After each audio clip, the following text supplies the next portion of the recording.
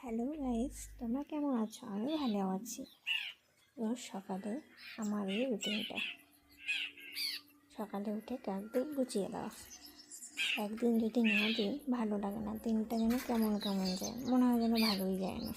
তাই রোজ সকালে উঠে আমি আগে কাকদের বুঝিয়ে দিই।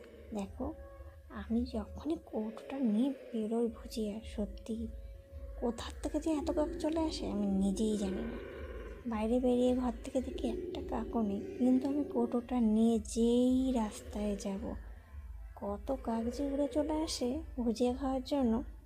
সত্যি আমার খুব মজাই লাগে, ভালোই লাগে ওদের খেতে দিতে। আর ওদের দিতে দিতেই শেষ হয়ে যায় ভুজিয়া, আমি দিয়েই কুলাতে পারি না। এক কোটো ভুজিয়া 5 দিনও যায় না, ওদের আমি এত ভুজিয়া খেতে দিই। দেখো উড়ে উড়ে কত কাক আসছে, কত মজা করে খায় ওরা ভুজিয়া। ওরা ভুজিয়াটা খুব ভালোই খায়। আমি যতদূর দেখছি, যতদিনই দিই ভুজিয়া দিই তো ওরা ভালো খায়। যেদিন ভুজিয়াটা শেষ হয়ে যায়, বিস্কুট দিই ওদের ভেঙে, অতটাও ভালো খায় না। রুটিটাও অত ভালো খায় না, মুড়ি দিলেও খায় না, কিন্তু ভুজিয়াটা ওরা খুব ভালো খায়। দেখো রাস্তা দিয়ে লাইন পুরো ভরে গেছে কাকের, পুরো উঠোন তো ভরেই গেছে কাক আর কাক। ওরাও বোধহয় আমাকে ভালোবেসে ফেলেছে, তাই রোজ সকালে চলে আসে খেতে।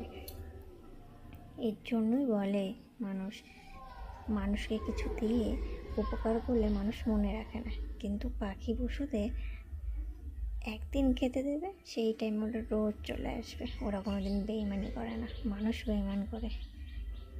ঠিকই বলেছে, মানুষকে না খাইয়ে পাখিদের খাওয়ানো অনেক ভালো।